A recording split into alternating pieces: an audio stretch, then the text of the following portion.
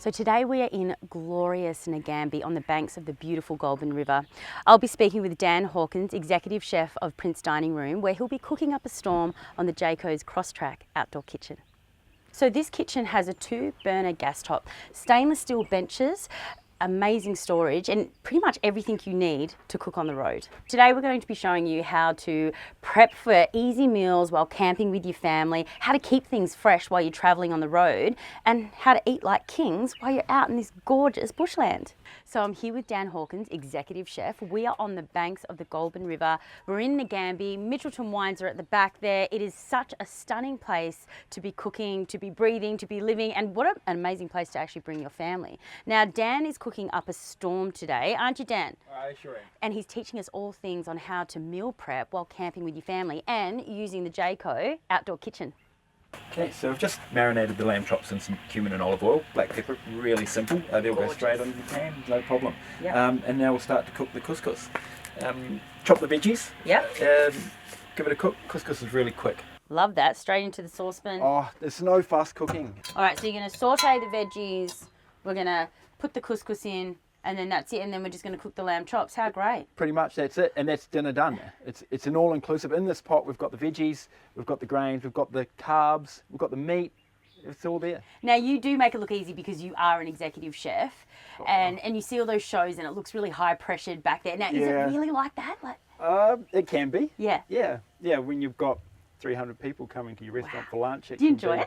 Of course, yes, definitely. Yeah. That high pressure. I love it. Yeah, love the high pressure. I love the team environment. Love the fast pace. The sort of somewhat aggressive nature of moving and cooking really hard and really fast to feed 300 in 3 hours. It's You know what I find interesting about that though is that you also love camp cooking. I love it. So it's a complete stark contrast, right? Yeah, it is. I mean, I like.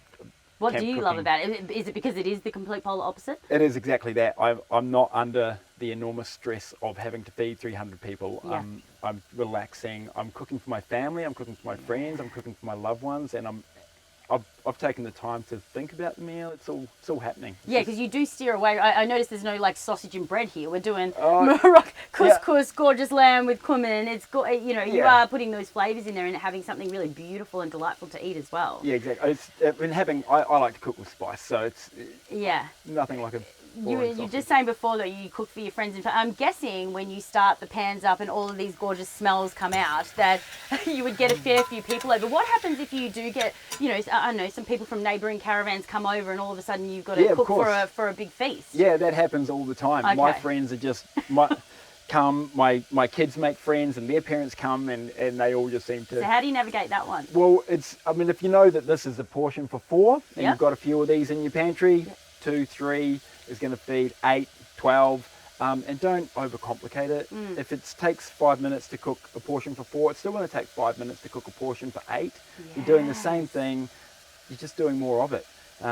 So really don't overcomplicate it. Don't think too much. Don't think that you're here to impress your neighbours. I think they'll be impressed anyway. That's a great plan. I love it.